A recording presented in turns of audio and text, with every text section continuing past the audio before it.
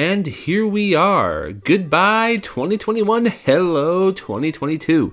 As always, this is Show, and thank you so much for checking out the video. Now, for me, I feel like we've had an excellent 2021. I mean, on the Switch, we had the Super Smash Bros. Roster roundup of Sora. We've had a lot of excellent sports games. We've had some party games that have come out of absolutely nowhere. And then we've also had an excellent supply of RPGs, strategy RPGs, and the works. So, I figure in the spirit of a new year, I like to introduce to you my 5 delights and disappointments of 2021. Now, as always, if you like the video, please be sure to subscribe. Every little bit helps the channel grow, and I really do appreciate it. Honestly, I feel your love through that. And let me know in the comments if you've had any experiences with the games that I'll be talking about in this video. I would love to hear your thoughts, and maybe if you have any disagreements, let me know. I'm always happy to talk and comment on my videos. Also, I just want to point out that I do live in Japan, so some of my games are obviously going to be released in Japan, which they may not be out in the West. But with that said, every game on this list is either already out in the West or it will be coming out in the West. So if something's on here, you're like, hey, wait a minute, I don't recognize that. It is accessible sooner or later. Anyway, with that said, let's check out starting at my number 5.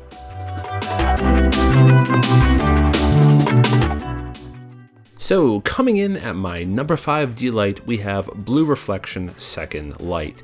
Now, if you've watched some of my previous videos on the channel, you'll know that I am a fan of this series, and honestly, I'm so happy that we're getting the second installment, or we got the second installment, and it's on the Switch.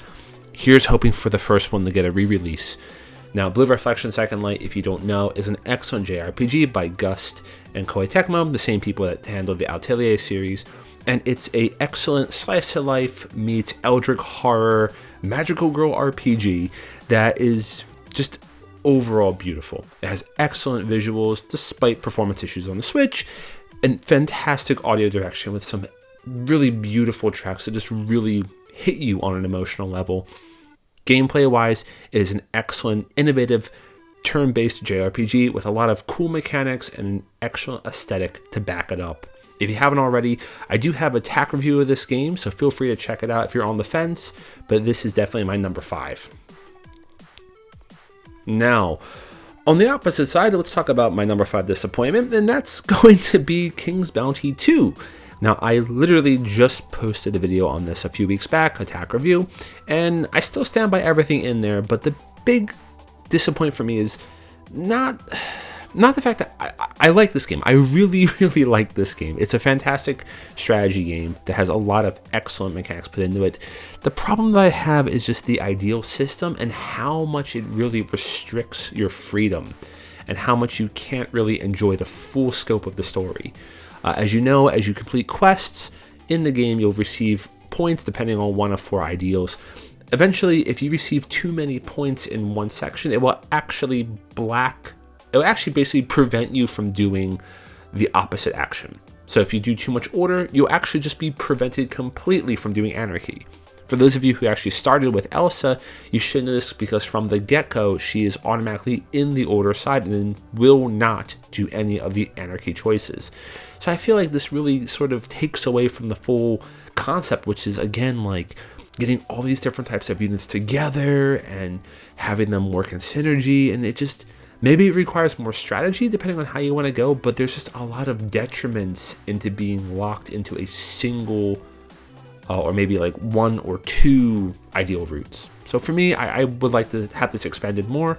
I know that the company in charge is doing a lot of patches. They got a roadmap coming out of new content in 2022, so this is definitely a game I'll be looking at again, maybe another 6 months after some more patches and updates come out.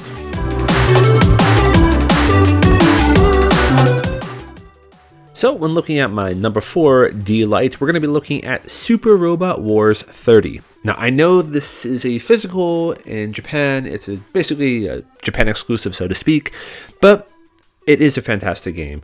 Honestly, this is probably the best I've seen Super Robot Wars 30. I'm in the middle of going through it some more right now, so I'm going to try to have a TAC review of this up maybe sometime in the next few weeks. It is just so much fun. The story, of course, is typical of these sort of games, sort of a mashup of everything going on, but that's not why we're playing it. We're playing it so we can watch Mazinger Z right next to the Lancelot from Code Geass smacking down kaiju. And it's just beautifully presented. It has a lot of excellent audio tracks. And yeah, the story is also fairly interesting, taking a sort of new approach to the series as a whole, which I can appreciate and enjoy. Now, I did enjoy this on the same level of Blue Reflection Second Light, but what puts this in the fourth place for me is actually it really is a global release. That is to say that the Japanese and Asian copies, the physical copies, do have English with it. So they were saying this is a worldwide release. It only got the Western release on Steam, but if you buy a Japanese copy, you will have access to English. So kudos, Bandai Namco, for that. Thank you so much. Now, on the opposite end, talking about my number 4 disappointment, this is going to be Rise Eterna. Again, another game I had talked about in my 5 strategy games that are good for beginners. Why Rise Eterna? Now, I still 110% hold true to what I put in that video. It is an excellent game for beginners, and that's kind of the reason why I'm disappointed in it. When I looked at Rise Eterna, it looked like a fantastic kind of homage to classic Fire Emblem, right? And I was expecting that same level of difficulty, requiring deep thought on my actions and my movements and getting the tactics involved. And I felt just that a lot of the maps were just really simplistic and were very easy to navigate without much effort. Not to mention, I felt that they were extremely long as well, which can have its advantages and disadvantages, but I just felt like there was more. For a veteran of the genre, I just felt like I wanted a little bit more, especially paying more homage back to the classic Fire Emblem series that I think this game was supposed to be about. With that said, though, it still is a good game. You should definitely check it out if you haven't already. And if you are new to the genre, it's not a bad choice. So enjoy it.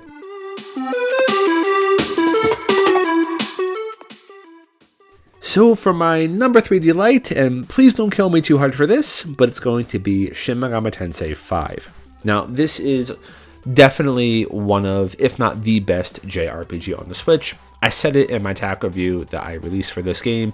It is great. It has excellent visuals, a great concept, really good mechanics, and it's just a really beautiful game.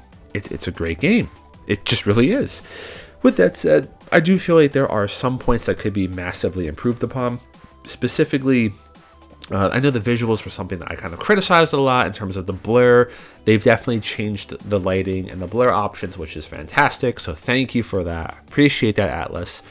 Story-wise, I'm still well convinced that there is a deeper meaning to the story that we're not fully getting. I've listened to a lot of channels talk about their analyses of the story and the plot, and every time I just feel like they're missing the crucial component that this is a Japanese game. So I'm definitely going through the game again, taking more detailed notes on it, and I hope to release a video in the future that will hopefully explain why that we're all missing the true point of Shin Megami Tensei 5.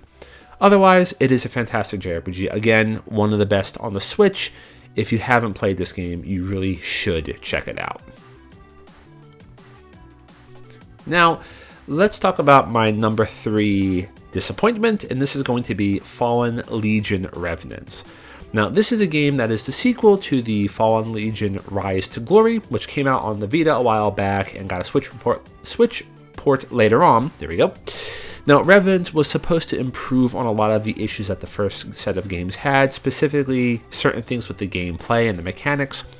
Revenants is an interesting concept. You sort of have this sideways running choose your own adventure path situation where you'll run into encounters and then you'll need to do a sort of turn-based tactical RPG sort of battle system where you'll need to choose your units and hit them at the right time and so on and so forth. And it has a nice atmosphere of this undead afterlife with like vampires and political intrigue and like a parent trying to find and free the soul of their child, and all really cool stuff and concept, but just applied in a very repetitive and lackluster manner, at least from just my thoughts.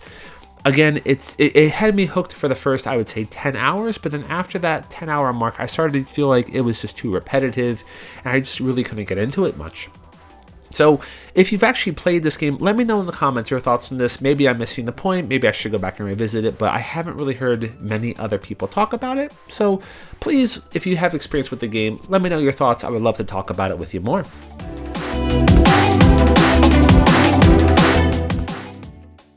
So coming up on my number 2 delight, we have Fuga Melodies of Steel. Now, I've already said that this is probably the best game of 2021 that you have not played, and I still hold true to that point. This game is a game that's meant to be played. It has an interesting concept and story behind it. It has an incredible set of mechanics that really make you think and get stressed about what you should do and how you should do it. And honestly, it's just a beautiful game with a beautiful soundtrack, beautiful visuals, and it plays really, really dang well.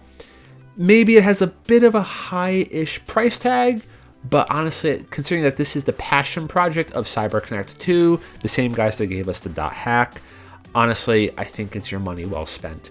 If you haven't already checked it out, I do have a TAC review. Check it out if you're on the fence, if you've never heard of it. Honestly, it is worth looking at.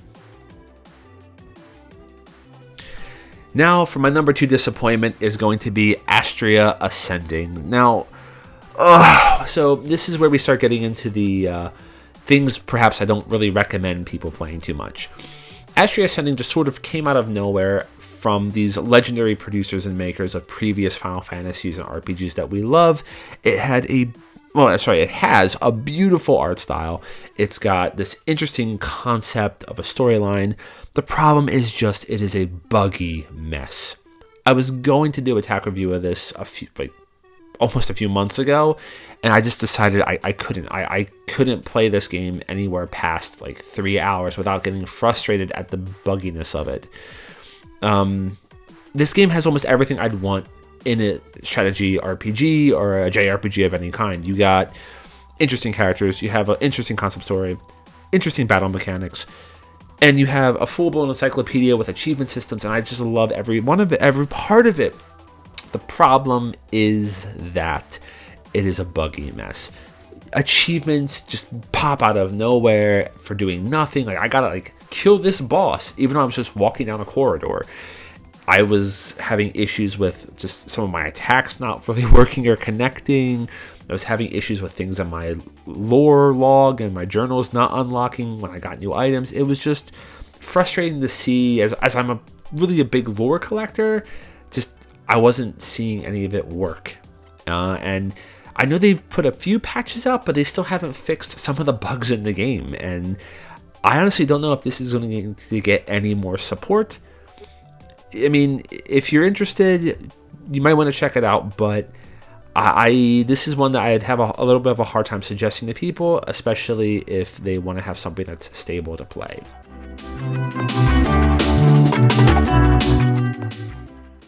So for my number 1 delight, we have Monarch. Now, this game I have been super hyped about since I first heard about it, and I am so happy it came out in Japan when it did. This game is fantastic. It has an excellent story written by ex-Shin Megami Tensei and Shin Megami Tensei 2 scenario writer. We have an excellent soundtrack with actual collaborations with a real virtual idol studio. All those awesome tracks you've been hearing on the promotions for this game, those are boss battle themes. It's great. It's a challenging but fair strategy tactical game that has you just really thinking about what you need to do. It can get a bit grindy at times, I will admit, but this game is great, and it's going to be released in the West February 2022. Expect a lot of content on this channel about this game. I have a TAC review lined up, gameplay watches of it, as well as a few videos on how to do some achievements and some of the mechanics in the game. So this is definitely my pick for best of 2021, and I hope everyone here, you watching this video right now especially, enjoys this in 2022. Now, with that said, my number 1 disappointment for 2021 has to go to this game, which I'm sure you have never heard of, and that is Wings of Darkness. Okay, so Wings of Darkness is basically Ace Combat, but more anime. You have these girls who basically use these mech suits, I guess you could say, as they fight these aliens. We were promised a really deep emotional story with like complex battle mechanics, and what we got was a bunch of slideshow cutscenes with some good voice acting, but slideshow cutscenes that don't answer anything. The story, there's a clear opening, and then it just kind of ends after a certain event, and maybe they were expecting some form of sequel, but there's just nothing there. They jump through months or years in this narrative, and the game just feels short, and it is short. I beat this entire game on a lunch break and half of a train ride home, which was literally like an hour and a half. The most mind-boggling thing for this game too is that they actually patched out contents between version 1.0 and 1.1. You see, in Japan this had a physical release, so I picked it up and I had the cartridges 1.0. Played it, it had a Maniac mode. Got home, downloaded the 1.1 patch, Maniac mode's gone. So if you have to patch out parts of your game because it's unstable or unbalanced or whatever, I just don't feel like that's good design. And yeah, this game is just, I was expecting so much more, especially on how it was marketed. Watch some of the trailers for this game. It looks fantastic, but what you see is definitely not what you get. And honestly, I could spend the next 30 minutes just roasting this game's nuts. So yeah, if that's something you want to hear, let me know. I will pop a 30-minute video on me roasting this game's nuts. With that said, this is probably one of the few games I would not recommend people to play, unless if you are extremely brave and willing to try it out. If you have played this, I would love to hear your thoughts on the comments. Maybe I missed something, but yeah, for me, this was probably my biggest disappointment of 2021.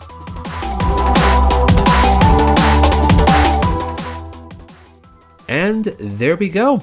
That is my 5 delights and disappointments of 2021.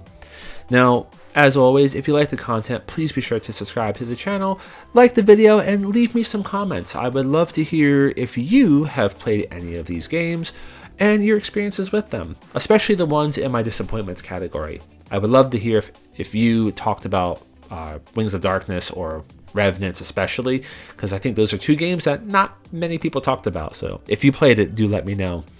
And yes, through all that, thank you so much for sending your love through those actions. It really motivates me, and I do appreciate that so much. So thank you, and thank you. Now, as always, please have a happy new year, and if the going gets tough, just switch strats. Cheers!